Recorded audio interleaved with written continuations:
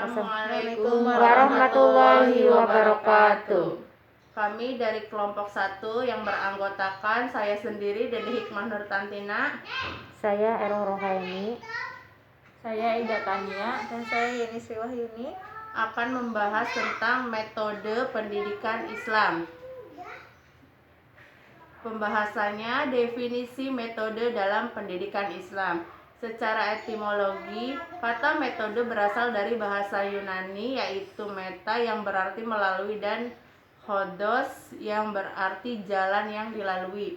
Jadi metode berarti jalan yang dilalui dalam bahasa Arab yang dikenal dengan istilah thoriqot yang berarti langkah-langkah strategis yang disiapkan untuk melakukan suatu pekerjaan dalam hubungannya dengan pendidikan. Maka metode harus diwujudkan dalam proses pendidikan dalam rangka mengembangkan sikap mental dan kepribadian agar peserta didik dapat menerima pelajaran dengan mudah, efektif, dan dapat diterima dengan baik. Secara terminologi, menurut para ahli, menurut Runes yang dimaksud dengan metode kependidikan Islam yaitu prosedur yang dipergunakan pendidik dalam melaksanakan tugas-tugas kependidikan untuk mencapai tujuan yang diterapkan dari segi pendidik. langsung sini. metode pendidikan dalam perspektif hadis. Macam-macam metode pembelajaran. Metode drill dalam eksperimen. Metode eksperimen adalah suatu cara mengajar dan menyuruh murid melakukan suatu percobaan. Setiap proses hasil percobaan diamati oleh setiap murid. Sedangkan guru memperhatikan lakukan murid yang secara memberikan arahan. Hadisnya dari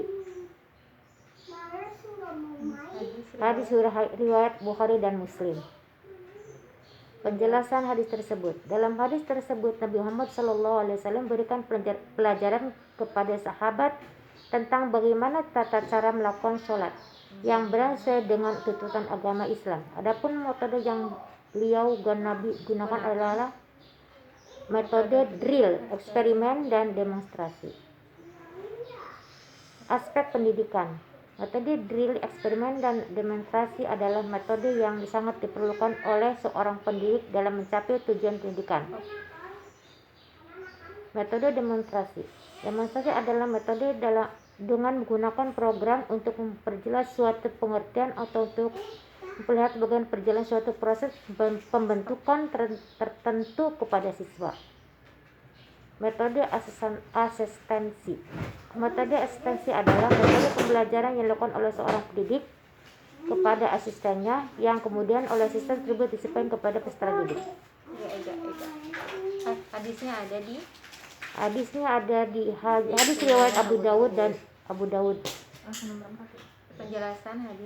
Penjelasan hadis tersebut. Rasulullah SAW dalam hadis tersebut berkedudukan sebagai seorang pendidik. Beliau memberikan pengajaran tentang adab bertamu yang benar kepada seseorang yang bermaksud akan bertamu menemui beliau melalui perantara seorang asisten. Adapun adab bertamu yang benar adalah didahului dengan mengucap salam atau permisi, kemudian meminta izin kepada tuan rumah. Aspek pendidikan dalam hal ini, Rasulullah mengajarkan bahwa ketika seorang pendidik melihat peserta didiknya melakukan suatu kesalahan, hendaknya diluruskan dengan penuh kebijaksanaan, cukup dengan melalui orang lain atau asisten. Metode tanya jawab adalah suatu cara mengajar di mana seorang guru mengajukan beberapa pertanyaan kepada murid tentang bahan pelajaran yang telah diajarkan atau bacaan yang telah mereka baca. Sedangkan murid memberikan jawaban berdasarkan fakta. Hadis riwayat Muslim. Penjelasan hadis tersebut merupakan hadis yang disampaikan oleh malaikat Jibril kepada Nabi Muhammad SAW dan para sahabat perihal agama yang mencakup iman, Islam, ihsan, dan tanda-tanda hari kiamat. Aspek pendidikan. Metode tanya jawab adalah metode yang membuat peserta didik lebih aktif, cepat dalam berpikir, dan sebagai bentuk respon positif peserta didik terhadap penjelasan dari pendidik. Metode diskusi. Diskusi adalah suatu proses yang melibatkan dua individu atau lebih berintegrasi secara verbal dan saling berhadapan, saling tukar informasi, saling mempertahankan pendapat dalam memecahkan suatu masalah tersebut. Quran surat An-Nahl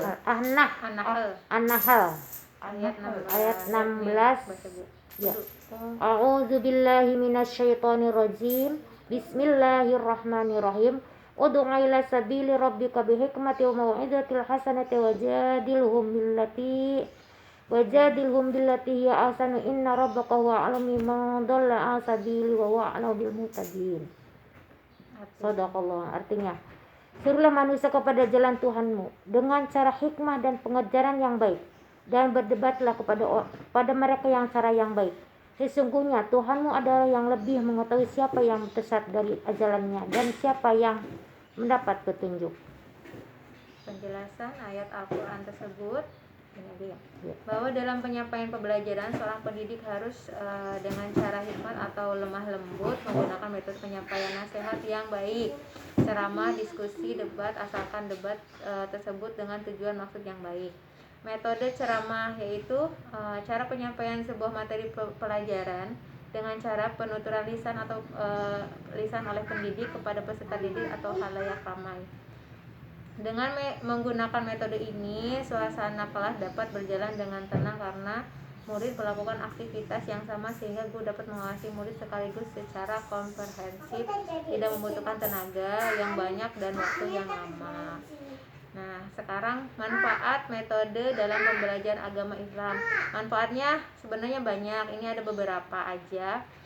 Satu, mempermudah pengajaran agama Islam dalam menerapkan dan menanamkan ideologi yang mantap hingga tidak hilang kepercayaan murid terhadap nilai-nilai yang tersimpan dalam Al-Quran.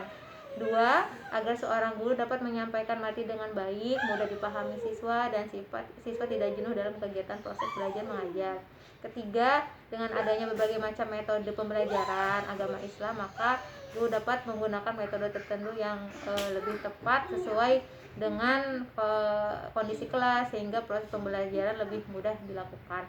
Keempat, mempermudah pendidik dalam mentransfer pengetahuan agama sekaligus menumbuhkan komitmen pada siswa untuk mengamalkannya sehingga menghindari kesalahpahaman dalam pemahaman satu pembelajaran. Nah, sekian presentasi dari kelompok kami, kurang lebihnya kami mohon maaf. Billahi taufiq wal hidayah. Assalamualaikum warahmatullahi wabarakatuh.